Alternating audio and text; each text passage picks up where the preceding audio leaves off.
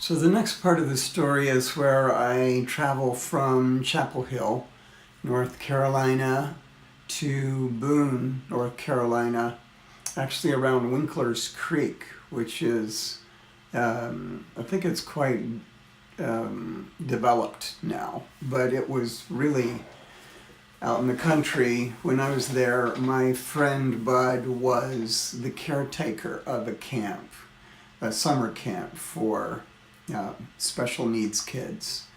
And it was the winter time, so nobody was around. And how these things come to be, I don't know, but it was offered to me to drop some acid. Not at Bud's house, but at a house nearby. So if you could picture this, you were in a little valley with a creek running through it, and there's various buildings sprinkled throughout the valley, and Bud's cabin is on one end of the valley, and some of his friends live on the other end of the valley, and there's a long trail that goes kind of up on the ridge along that valley to his friend's house. And I didn't know them. They thought that it would be good to be playing Pink Floyd while I hung out, and I dropped this acid, and I didn't hang around because I wanted to get back, and I actually had the idea to play some music. And what happened on the way back was something I will never forget, because I was starting to trip, and there oftentimes is a doorway, you might say, or a metaphor that serves as a doorway for a trip like that. And in this case, several things came together in my mind all at once.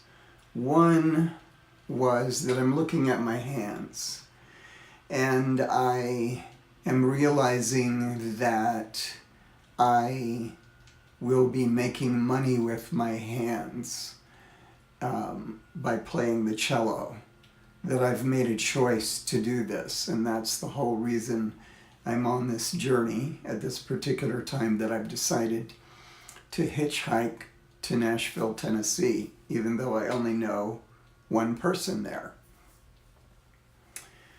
But it was more than that.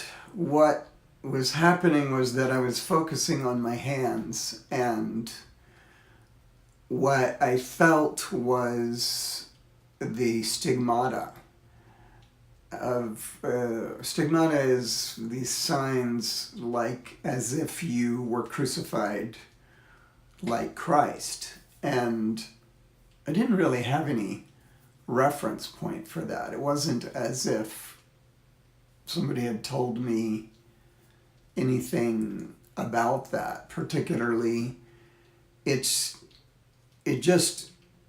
There was a sense of Christ. And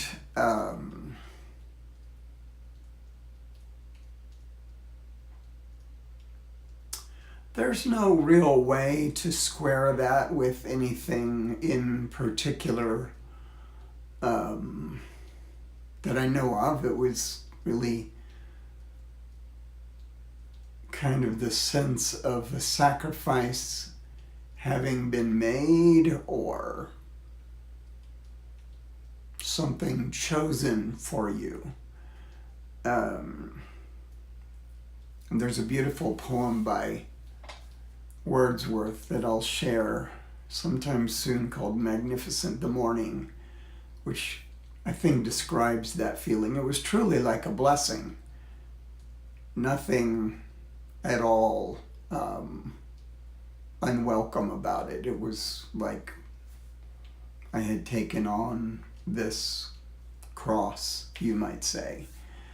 And I made my way back to Bud's little cabin, and I'm not sure where we went, but I enjoyed playing with him very much. He makes beautiful chords. There's something kind of magical and of another realm that comes from his playing, and so we could jam together easily. We had a blast playing together.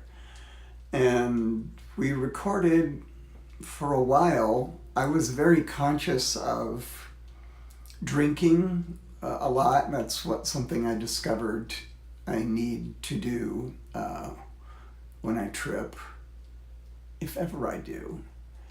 And it was quite a beautiful time we had, and we actually made a recording. I think Bud called it "The Juice is Loose," and that was marvelous. That's how it felt. It probably was the next day, if not maybe 2 days later, but it wasn't long from that time before I wrapped my cello up in the plastic that I had started out with on the trip. My cello case was a funky plywood case. It's not one of the really good fiberglass cases that you can get now, that I have now. It really needed plastic around it. And, I was a funky sight. And I took off. Bud took me out to, I think it's Highway 421 in Blowing Rock, to make my way through the mountains and through Tennessee. So that's going to be the next part of the story, is that trip to Nashville, hitchhiking with my cello.